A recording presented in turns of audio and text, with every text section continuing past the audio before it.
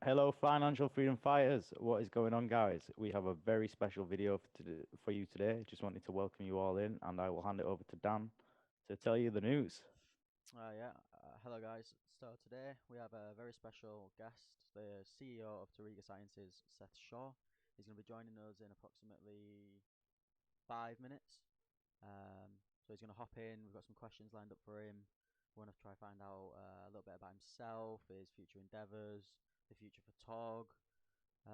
Yeah, we'll just wait for him to join now, and then we'll get on with it. So firstly, we'd just like to start off by saying good afternoon, and thank you for taking the time out of your probably very busy schedule to My speak to pleasure. us. It is absolutely appreciated.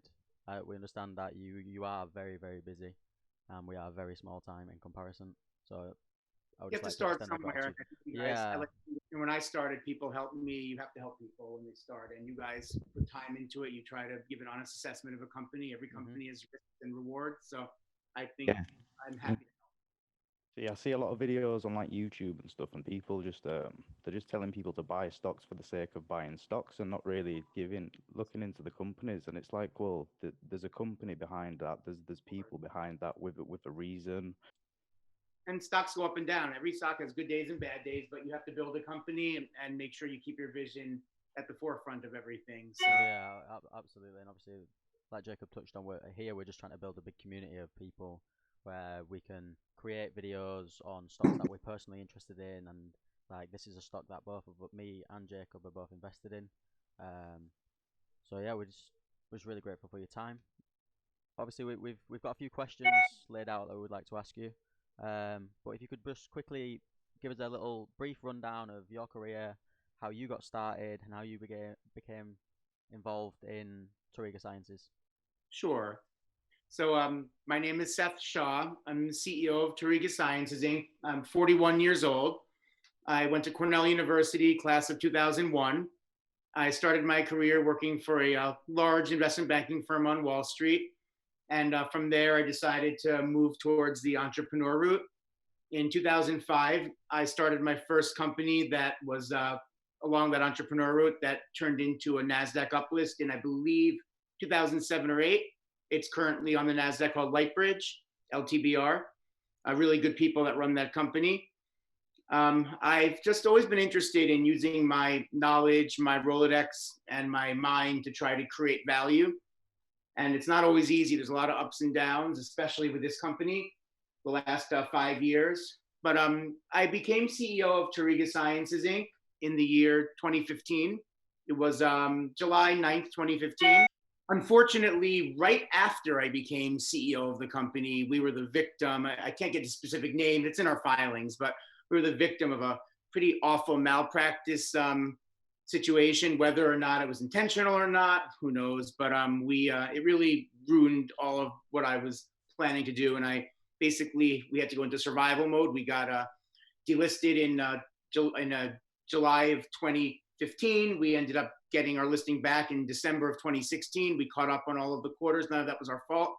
We had filed a $4 million lawsuit as plaintiff against the company that had harmed us, plus the insurance company.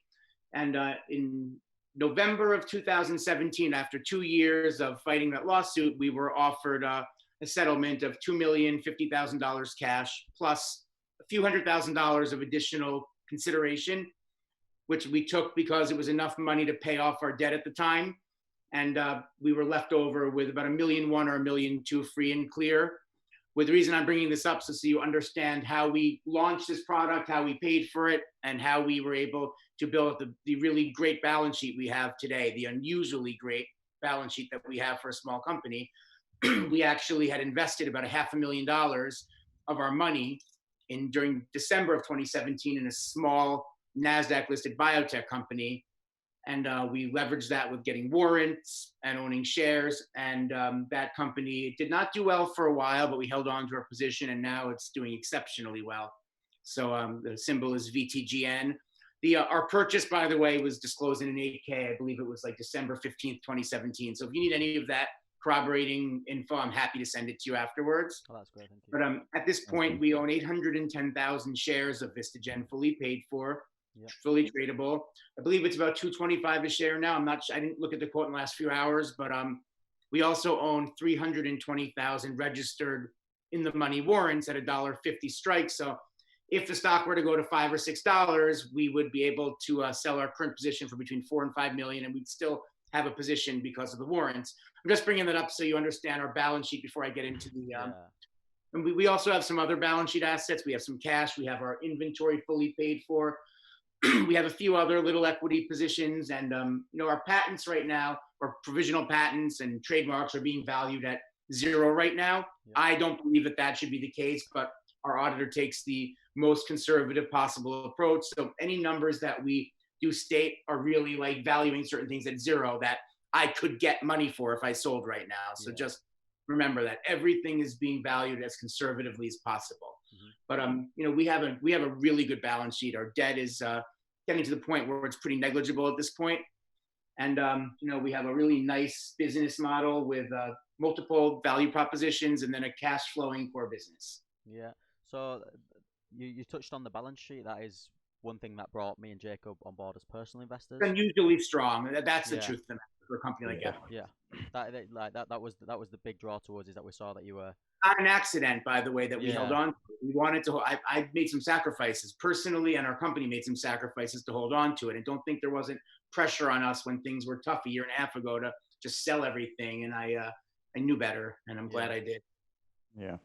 Well, that's what you've got to do. There's no risk without reward.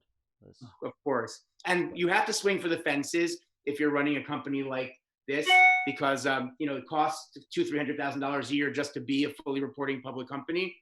So if you don't swing for the fences, you're going to end up, decaying your money or your assets, and you're not going to be building value. And the way that I see it, you don't do it in a reckless way, but this company could have failed. It absolutely could have gone either way. It's just as it turns out, the decisions we made all worked, and our balance sheet worked too. So we had in December, we had a number of unusually positive things happen, each of which would have been material, but several happened at the same time, which is a very unusual situation. And stock going up wasn't a spike; it was reflecting. I'm sorry, my emails.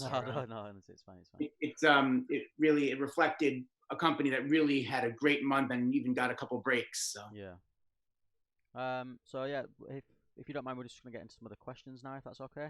Of course. Jacob's going to start off with the first question. So the first question, you probably touched on it a little bit on your overview that you've just done, but we'd like to know for investors and for people on the channel, how did Tauriga Sciences start, and how did the Taurigum product line start? Because we know that Taurigum is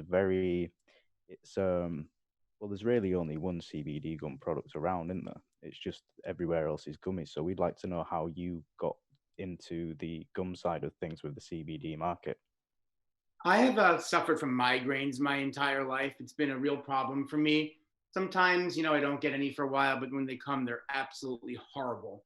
And for me, since 2014, CBD products have helped my migraines, whether or not it's a topical or a gummy or any other type of edible.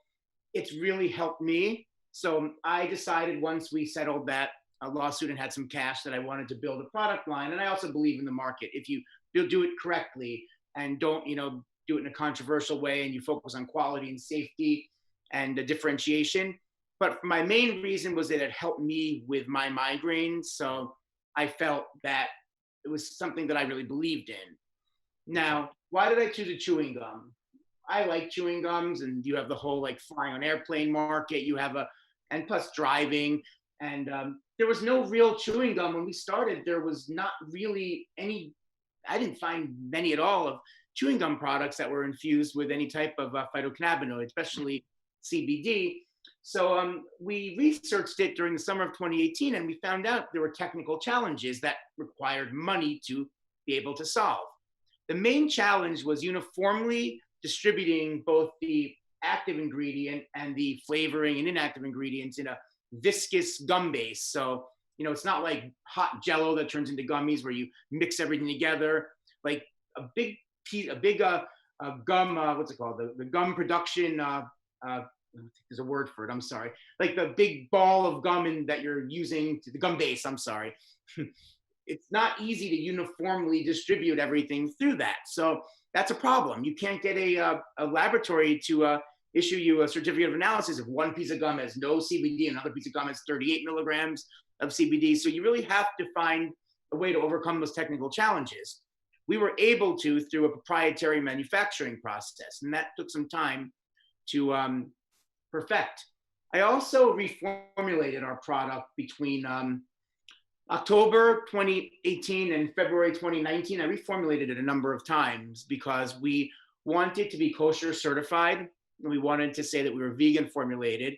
We also wanted to be halal certified. They're all positive differentiations, and you don't want to disqualify any demographic group if you can help it, even if it costs a few grand extra, it takes a few more weeks. You want to build a foundation conducive to long-term success, not do what's easiest and simplest. So that was barriers to entry and a product category that I like that really did not exist. I didn't want to be the 374th gummy in a store or the 800th mint or the 900th cream or whatever, lotion. So it was really to strategically build a product that there was not a lot of, and we had the money to start it, to do it correctly. Yeah, so I'm just going to go into that with my own little opinion on the information you've shared with us. So that was a draw to me on the product side of things. When stepping away from the financial side, the actual raw product for me, it was I'm vegetarian, so that means it's suitable for me. There's a massive I'm community. vegan, by the way. Yeah, yeah, I saw on your Twitter.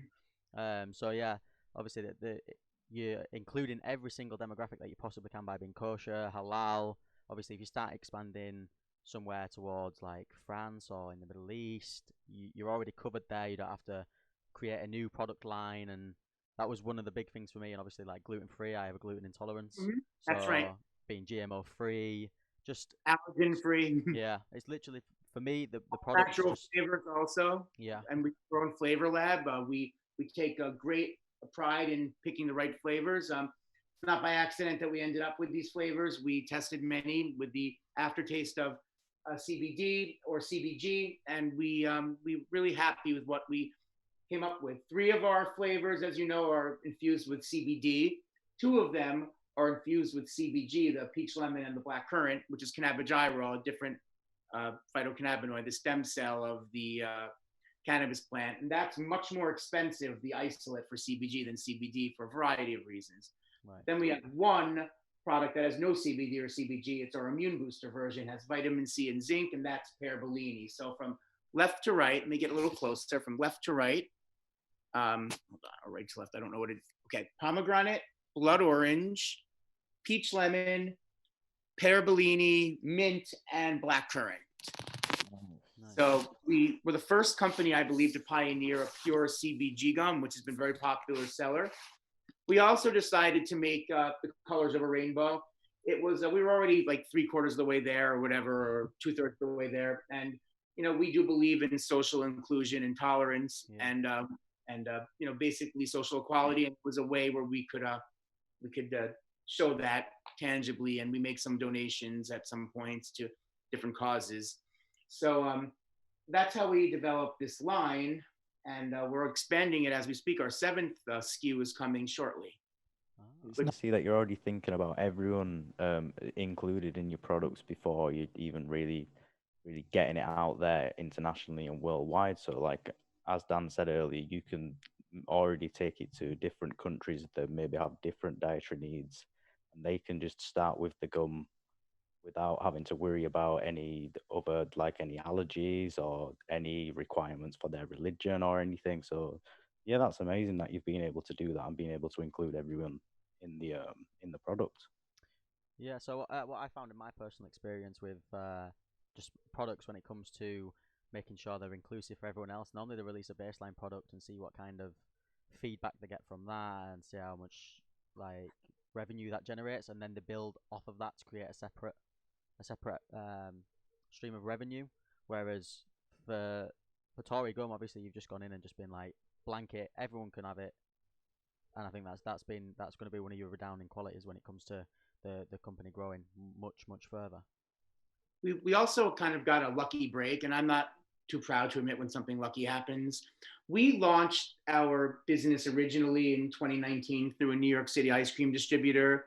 Unfortunately, like July of 2019, New York City decided, instead of banning establishment products or waiters putting powder in something without weighing it or without having any lab results, they banned every single type of packaged CBD edibles. And they hurt a lot of companies. A lot were worse than we were, but it did hurt us. And we then decided to mainly focus on our e-commerce business. Our first stroke of luck was November of 2019. We were an exhibitor at Kosher Fest 2019 in New Jersey, and we met a woman who's now our chief marketing officer, who's been magnificent. She's a modern Orthodox Jewish woman who she really built up. She did a great job getting us a nice audience, and it's built and built and built. It started, at 3,000 a month, 7,000 a month, all very high margin revenue. Yeah. And now we're starting to approach, what I believe will be $100,000 a month very, very, very soon, maybe even this month, but I don't want to guarantee that. Yeah. And this is 50, 60, 70% margin, gross margin revenue. And, we're really moving in the right direction with that.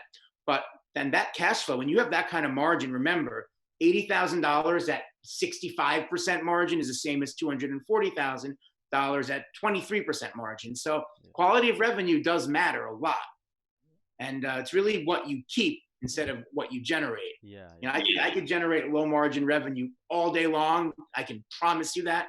I get all kinds of offer, and I turn it down because if we generate revenue, I want it to be implicitly known by the investing public and our shareholders that this revenue is meaningful. It actually is part of, it's going to support our growth or support, our other operations, not just a number that you throw up there because, you really it needs to mean something. It can't just be a number that has no real intrinsic meaning. So I'm a big believer in quality of revenue. Yeah. So I guess for me and Jacob to be able to relate to that, I think that would be obviously, we predominantly trade in the stock market. So for us, that would be compounding investment. Is the way what you're talking about. With the exactly right. Return on investment. Yeah. Very smart. Exactly right. So we've got another question for you. So over the weekend, you took part in the JP Morgan Expo.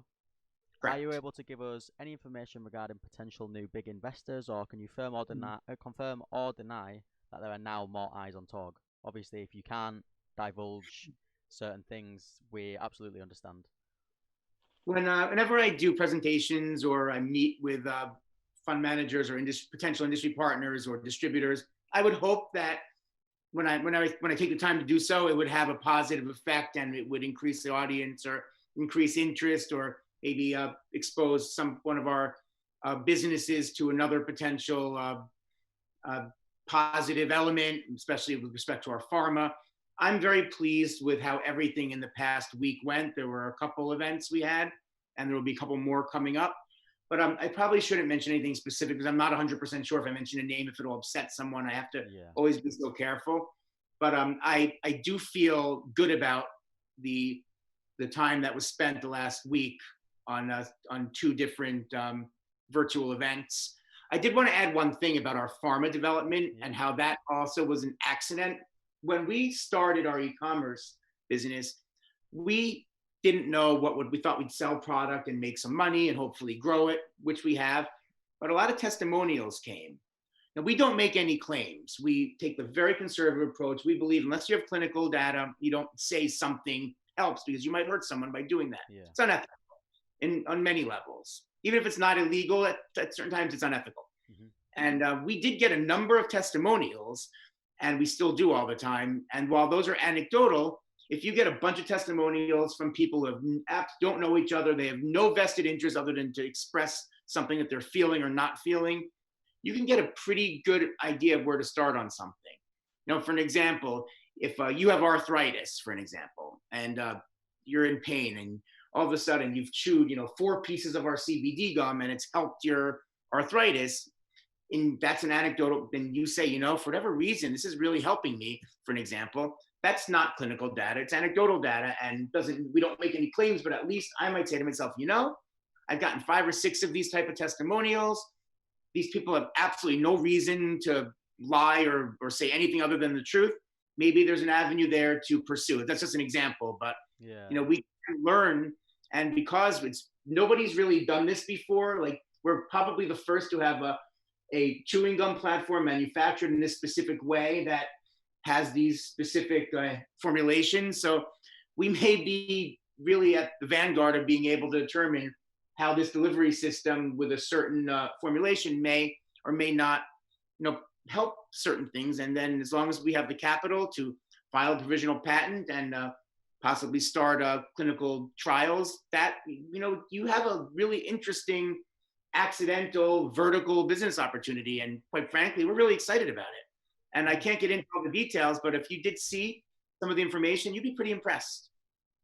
Oh, I don't doubt it. We We're didn't already value impressed it. with what we see. Yeah, we're already impressed with what we see already, which is why we wanted to kind of set this meeting up with you. Obviously, we created the video trying to give a bit more depth, because for us, like, we want to see the company grow. We want to grow with you. Obviously, we have some financial ties to the company, but if we didn't truly believe in things, we invest ethically. As a group, we invest ethically, and we're really excited about a few things. So on my presentation on January 7th, I alluded to the fact that and I did announce that we increased our product liability insurance from 8 million to 10 million. Yeah. The reason I announced that is I wanted people to understand, shareholders understand that, like, these things are not being done, for fun. They're being done for a specific reason. We're making progress. Yeah. And the regulatory environment has changed to the extent that doors are open now that in a million years would not have been opened a year ago, even 6 months ago. And while things do take time to get done, meaningful things, some of the, I plan on delivering something pretty special for my shareholders, and it's because we were patient. We stuck to our guns about quality of revenue, about choosing the right partner and having the right foundation and doing things correctly. And I'm very hopeful that I'm going to be able to really impress people with what they see. And when it does happen, should it happen, it's not by accident. It happened because we didn't rush into something. I might have been able to show a much bigger nominal revenue number last quarter if I rushed into something, but it would not have had nearly the long-term effect by waiting and being patient and potentially getting the partner that I wanted at the right margins. So I would just say that there's a lot of work and thought and patience and strategy that are going into our current decisions. And we're now a company with a market cap of between 25 to 40 million instead of 2 or 3 or 4 million as it was months ago. So that requires that you have a responsibility to your shareholders to make even better decisions, to work even harder, not to take it for granted. So I don't view it as going on vacation for a week or drinking a champagne. I view it as working even harder, making better decisions, and building an even better foundation.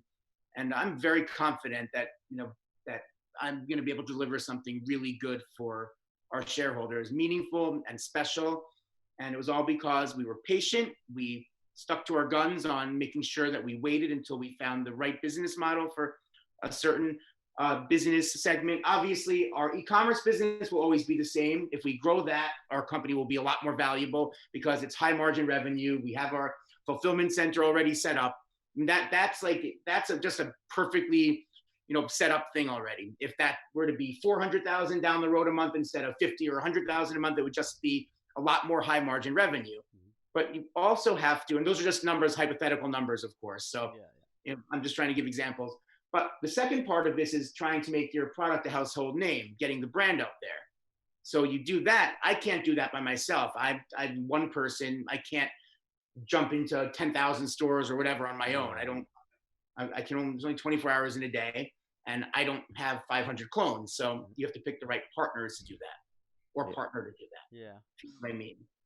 So that's a nice segue actually into the next a bit of a two-part question. So to just want to ask you about the expansion, like into the EU and into the UK. And obviously we know there will be restrictions with COVID and everything going on, and certain safeties you need to meet. And as you touched on about the longevity of the company before, where do you see this company in 2 years' time for the stock price? And could you give us an indication if you have any views for the long term, like 5 or 10 years too? 2 years from now, if we execute, our balance sheet would be stronger. That obviously that would be part of being successful. Our e-commerce business would hopefully be substantially more than it is today, and it's already reached a pretty good point. It's already been a success for us. We would hopefully have be successful in being cleared for certain clinical trials, which I believe not only have potential to vastly improve our valuation, but also help people more importantly. We may have 1 or 2 clinical trials that are either ongoing or have been completed by then. That would be something that would be a really big goal of ours. We may have a substantial government contract business. As you may know, we've been we are now a verified government vendor. That does not guarantee you anything, but what it does mean is it opens doors because of COVID. Remember, we participated in a bunch of trade shows last year, a dozen of them. And we had a samples allotment that never got used because of COVID. One in England, by the way. I was supposed to be a speaker at Olympia in London in May, and that got canceled. That was a CBD show Europe. We'd actually, I think, done a press release about that in February or something of last year. But what I was saying is, so that's another opportunity for us, and it may not take that long. We understand that there's some capital would have to be risked, but it's definitely an opportunity for us. And other things open up. For an example, maybe we even get some licenses and can expand our maybe even open a dispensary at some point if the numbers work. But our main focus right now would best be defined as growing our high margin revenue through growth in e-commerce and through a major distribution partnership that would put us in a number of stores and gas stations. We've already been certified to be in a number of stores. Once again, that does not guarantee you revenue. There's a political issue in a lot of places. You can be a certified vendor somewhere, but they have not made a political decision about this specific product category. But at the same time, you don't want to all of a sudden have things work and not be able to hit the ground running because you're now doing something that you could have done 6 months ago. Yeah. So as far as I'm concerned, you want to hit the ground running. You want to think ahead. And if something changes, we want to be there from day one. We don't want to start then getting certified as a vendor at that point. Yeah. So I want to give us every possible chance to be ahead of the pack and let our product speak for itself, which when it does have a chance to, it generally does extremely well and is well liked. But I was saying that to Dan yesterday about like the product, like it's a product that looks like it would just speak for itself. Like it's a packet of chewing gum. I'm excited to send you guys samples, by the way. I'm really thank you. Yeah, that would be greatly but international expansion is important to us. We have relationships to do so. There's interest. And we spent the time and small amount of money, but a few $1,000s, maybe a little more, getting all of our products translated into 6 languages. Yeah. And we're halal certified, we're kosher certified. Of course, we've researched the export-import law for certain countries. For the most part, if you don't have any THC and your lab tested and you have insurance, it's not that big a deal. Some countries are harder and some countries are off the table for now. Yeah. But for the most part, it's something that we really think that we can be successful at. Now, that will just be gravy. That's not like, if we are slower at that, it's not going to be a material negative on our company. But if we're successful at it, it'll be certainly an incremental positive. But I do believe that we're early enough that if we take our shot and do a good job expanding internationally, we could be a market leader in other markets in other countries. And why not? Definitely. Absolutely. Like, I love chewing gum. Like, just regular gum. Like, maybe you guys can keep your eyes open for opportunities in England. We had a couple kosher distributors in London reach out to us right before the pandemic. They freeze everything, all of their new business stuff because of COVID. But we have been approached by at least 2 substantial kosher food distributors in England. Oh, that's amazing.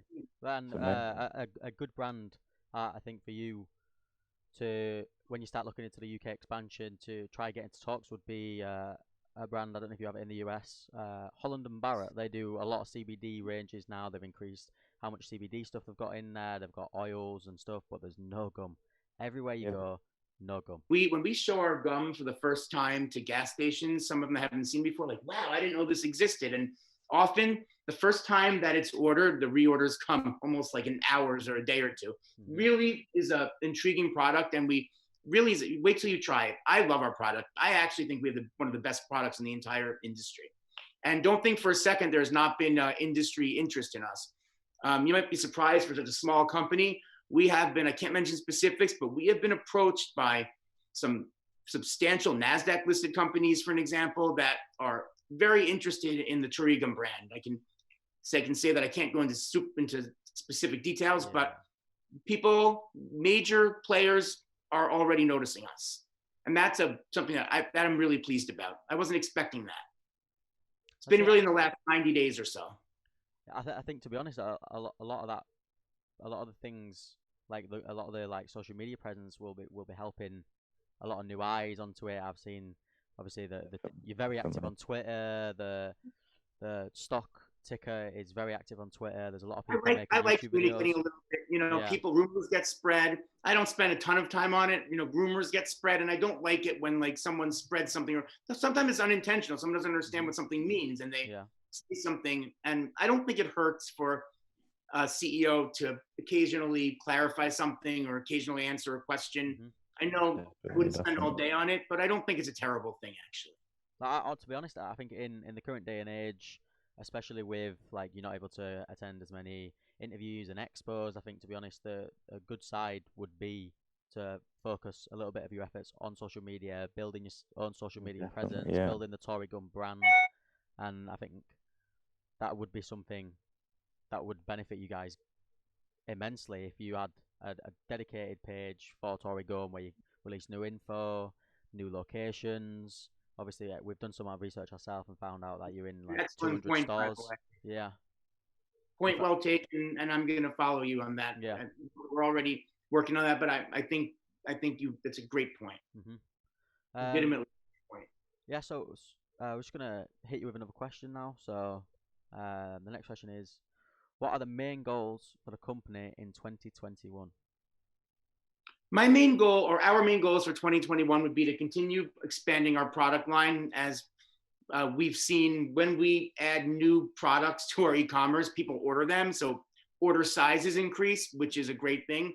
The average order size a year ago was like $40 an order. Now it's probably, I don't know the exact numbers I'm estimating, but $80 to $100 an order. And that does matter, by the way. Yeah, it's organic growth, and then it's a good thing. Continue to grow our e-commerce business. We will be, in my opinion, well into our partnership with a with an A+ level partner, in my opinion, and maybe really successfully having launched through through a retail launch, just supermarkets, more stores, convenience stores. Possibly on our pharma side, our next goal, we have a wonderful team set up. We have Joanne Giannone, who's basically heading our clinical development efforts. She was mentioned in a press release in mid to late December 2020. She was with Johnson & Johnson for 17 years and Pharmacia for 7 years. We also have a really good coordinator named David Zucchero from Chesapeake Regulatory Group. He helped us put together our team.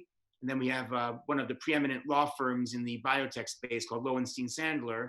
They help us with our legal work related to clinical development, and they, of course, file our provisional patents and regular patents and international patents for any pharma-related work. So our next step would be, through hard work and making sure that we do a great job, to be cleared by the FDA during the year 2021 to proceed to a phase 2 trial. And at that point, I want, as CEO, I want there to be a fair chance for whatever our product formulation, I believe it's defined in the provisional patent, but I want us to have a fair chance to see if our product can regulate nausea for chemo patients who are suffering from nausea directly as a symptom of ongoing chemotherapy treatment. There's no guarantee the data will be good. I just want it. If it is good, obviously, it'll be a wonderful thing for society, and our company would be extremely valuable. And I want there to be a fair chance for that to occur.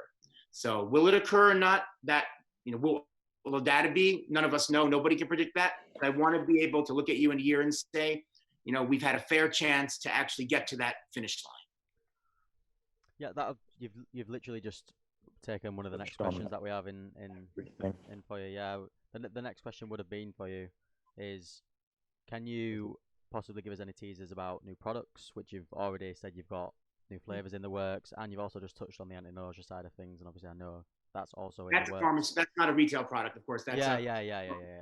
that, and the formulation is would never be legal in unless it was a pharmaceutical product. Yeah. Of course. Okay. Yeah.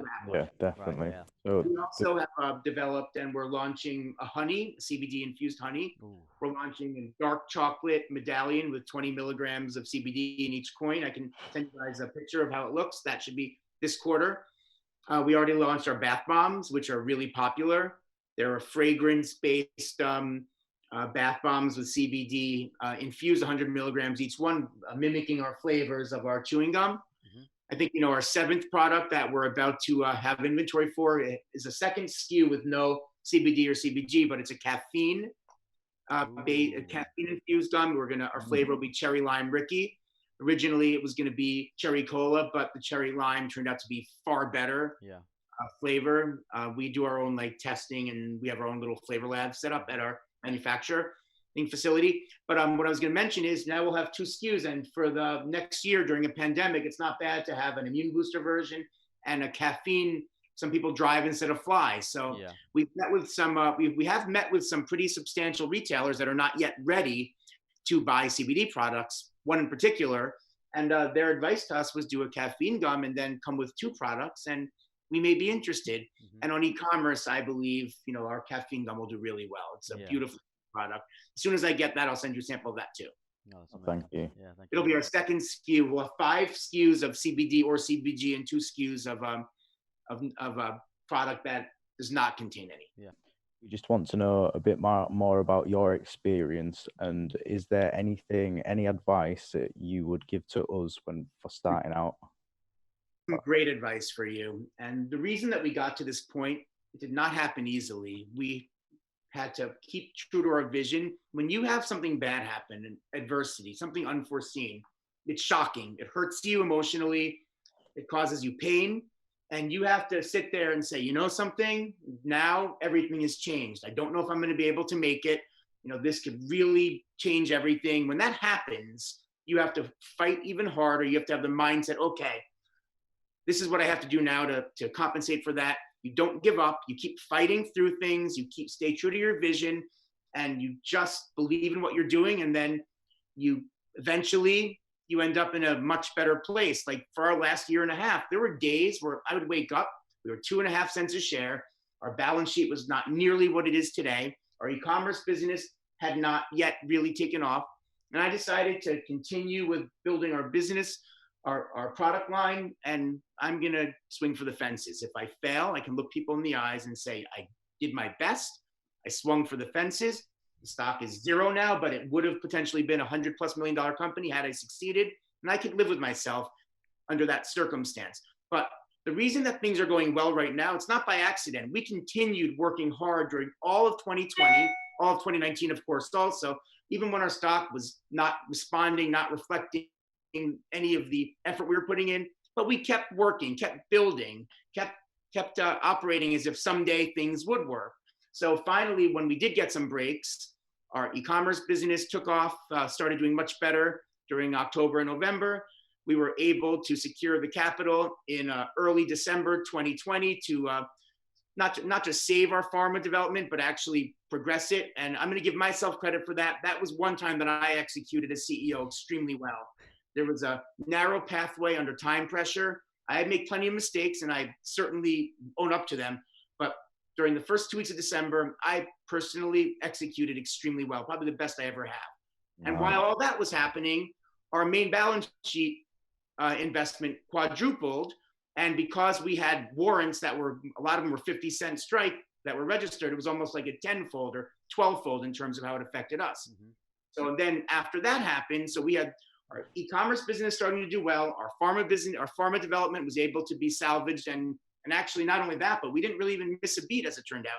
And then our balance sheet really improved dramatically. And then while all that's happening, you know how it rains and pours in both directions. Mm-hmm. Then other things that never would have happened if we were desperate started happening. So then the regulatory environment got better. Certain companies decided they would take a shot with something like this. And a lot of things came together. So if someone asks me, how come your stock has had a really decent, and it can go down, obviously, it can go up and down, it will go up and down. But why did your stock do so well? It's just reflecting what really happened. And I did not expect things to go as well as it did in December, but December 2020 was an outstanding month for our company in multiple ways. So that's my answer to the question. It's just our stock had a really good period because our underlying fundamentals had a really good period. So it's just what happened. And it could have gone either way. We had to keep fighting hard at times. I had to put more money in the company a number of times over the years personally. There are times, where you say, am I throwing good money after bad money? But you do it anyway because it's in the best interest of your shareholders.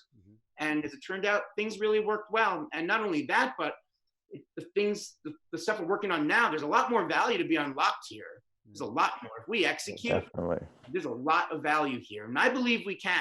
Now we're going to have to make good decisions and not make mistakes, but there's no question in my mind that we can execute. And our current valuation, which is still very low comparative to other companies, we could be a lot more valuable of a company even this year if we execute. So do you believe you're undervalued as a company then at the moment? Based upon everything that I see today, and I don't predict stock prices because I'm terrible at it. I'm just not listening. I can give you examples other than Tauriga where I think something is going up right and it doesn't. So I don't predict stock prices, but from a valuation standpoint, if we execute, there's certainly more than enough potential for our valuation to be, in my opinion, many multiples of this in the future. That's amazing. I think we were very undervalued a month ago, and I'm happy to say this. About a month ago, when we were 2.5 cents or 2.7 cents, and our e-commerce business had already turned around, I believe I'd already announced that we were going to be able to resume our pharma development. And at that time, our main balance sheet investment had already doubled or tripled at that time. I was surprised that at that time, also frustrated, but I was surprised at that time that our stock was still at that level. It seemed kind of unfair to me, but just kept working and kept showing our progress. And eventually somebody decided that, we shouldn't be, so undervalued anymore, in my opinion, at least. So there were frustrating days though for us, a lot of them. But it's a testament to the fact that hard work pays off. Literally, it is. Definitely. But when it does pay off, you have to be mature about it. I'm not sure. I'm not sure 15 or 20 years ago I would have been mature enough to handle this. What that means is when things go well, you don't, get crazy. You understand that things can go, that you're very fortunate to have the opportunity where things went well and you're getting the benefit of the doubt now from Wall Street to a better extent. You use that as motivation to work harder, to make better decisions, to develop an even better strategy. So you don't take that for granted. You use that as a motivation. And that's maturity, is when you do have some success, not being afraid of it and not doing things that can sabotage that success. The pandemic hurt us, by the way. We were having really good success in our trade shows. I drove 15,000 miles between November 2019 and March 2020. We had Kosher Fest in New Jersey. Then we had CBDIO in Las Vegas, and I drove to all of these because I was afraid of losing our product while we shipped it on an airplane. So I drove. Then we had a CBD edible show in Atlanta. Then the PGA merchandise show in which we were an exhibitor at in Orlando in January of 2020. Then we had in New Orleans the National Association of College Stores, which I announced today that we were renewed as a vendor. Nice. That's particularly interesting because we got a lot of orders at that trade show from some pretty decent universities, and there was quite a bit of interest in us. A lot of it, died down temporarily because of the pandemic, but there's still a lot of interest in us, and I feel that's a good opportunity. That was hurt. That we would have been a lot further along in that segment had it not been for the pandemic. So, and we would have been at more trade shows, international, some of them, so we did get slowed down by the pandemic in some ways, and we had to overcome some adversity. The one good thing that happened is we focused a lot of our effort on e-commerce, and our e-commerce really did pick up during the pandemic. A really, really good day would be 85 orders and $6,800 a day. That's a really good day for us. Do you currently spend money on Facebook ads or anything, or advertising? No, Facebook online? You're not allowed to. We do some influencer marketing. We don't spend a lot of money on marketing at all. In fact, next to nothing. We have our chief marketing officer. Her name is Adina Sash. Her character in the influencer world is called Flatbush Girl. So if you go to her Instagram page, it's at Flatbush Girl, FLATBUS, sorry, SHGIRL, so at Flatbush Girl. And she's been wonderful. You know, this is all organic. If I had spent marketing money, if we had a sales force, we would have been way ahead of where we are now. Yeah. Our stock wouldn't be, 20 or 15 or 10 or whatever. I think whatever it is today, it would be a lot higher. So it does create some opportunity that we're not way ahead of where we are. But I will reiterate this. One of the most important things that I've been working on for a year plus, working hard on, is, in my opinion, we're going to be successful in delivering. And I alluded to it. I'm not going to be able to say anything specific because I don't want to, cross that selective disclosure, full disclosure line. But in our press release disclosing the $10 million insurance policy, and I discussed about quality of revenue and choosing the right partner, I can assure you that will have meaning to people. Mm-hmm.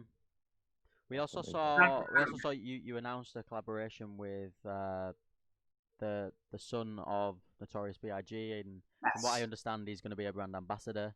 So obviously that's going to bring in some more revenue, more eyes on it. I think honestly, I think personally, my opinion for 2021 for Tauriga and Tauriga Sciences is we're going to see some amazing growth, some amazing products come out. You're very smart to say that. You do not want to look at the past of our company to predict the future. No. The past reflects definitely bad not. regulatory environment, not really a willingness by major retailers to start entering this space, us having to overcome some two awful events in 2019, most notably losing our New York City business right when it was launching and starting to accelerate. Yeah. And it's not going to reflect the positive things that are a result of perseverance and making good decisions. So the best thing to do would be to look at we're going to be filing our quarterly filing for the third fiscal quarter of 2021. We're a March 31st year-end company, fiscal year-end. So March 31st, 2021 is our last day of fiscal year 2021, just so you know. So we're a March 31st year-end company, fiscal year-end company. So calendar year means January 1st through December 31st, and fiscal year means April 1st through March 31st, just for clarification purposes. Okay. But you want to look forward. You want to rely on our recent press releases and SEC filings, Form 8Ks. You don't want to rely on, filings 6 or 9 months old that do not in any way reflect the current state of the company. And I think Wall Street, the stock reflects that to an extent. I think people realize when they did some due diligence on our company that, really good things happen. And we've never had a chance to operate in a good regulatory environment. Remember that. Yeah. How do you join a company that never, ever, ever had an environment that was conducive to growth? It was more like, oh, can you please give us a chance? I promise, I hope that this won't happen, or the promise, I hope this won't happen. You never had that chance to say, okay, now things are going, especially for something that has no THC. I mean, we have a chance now. The sky's the limit. I don't even know how well we can do. I've never had this chance before. Yeah. Well, I think from what we've seen, you know what I mean? Yeah. So I think from what we've seen, the market target price for 1 year is $7. I believe that could absolutely be hit. I know that is a very, very massive improvement. I can never endorse something like that. Yeah, of course. It would be very irresponsible for me to predict a stock price or comment on someone's opinion on our stock. I believe if we execute, we can certainly create substantial levels of shareholder value. But it would be very wrong for me to predict a stock price. It wouldn't be fair to shareholders, and it would. It would probably be a classless thing for me to do. If we execute well, if we execute fairly well, if we execute mediocre, if we don't execute well, there's also a range of things that can happen also. So you have to, make assumptions also. But you should never, if any CEO ever predicts a stock price, there's probably something wrong. Lying. Yeah, he's probably lying. That was I didn't answering the question. I wasn't expecting a reply. Of course. I was, just probing the question, see how he reacted to it, because that is a I can control execution better than I can control a share price. Yeah, absolutely. That's important for me. And you hope that sometimes, sometimes that you get frustrated. I was very frustrated last year. I was working hard and it seemed like nothing was being valued. So there were frustrating times also, many of them. Yeah. I just want to say as well, thank you for just coming on here, and Pleasure. we've managed to see an honest person behind a brand. We've managed to see Years of hard work and struggling Yeah. up to this. Remember that also. Yeah, definitely. And we've got a real person with a real mission, and you want to better yourself within this as well. You're not just doing this to get some money out of the Taug company and go. You're doing this because this is your passion and this is what you want to do. So to be honest, we've covered all the things that we had in mind when this interview was proposed. If there's any closing statements that you would like to add, then please take the platform now and feel free to do so. I just want to finish off by saying, like Jacob said, we are extremely grateful for the chance that you've given us here today, and we're excited to watch the brand grow, and let's grow together. The last thing I want to say is I want to see you guys become successful also. I'm hoping that you being early in covering Tauriga helps you guys grow also. So I'll be very happy if in 6 months from now you say, we spent the time getting to know you, we spent the time covering a company we believe in, and our business took off from that also. So you'll make me very, very happy if you tell that to me in 6 months or a year. Thank you very much for giving us the opportunity.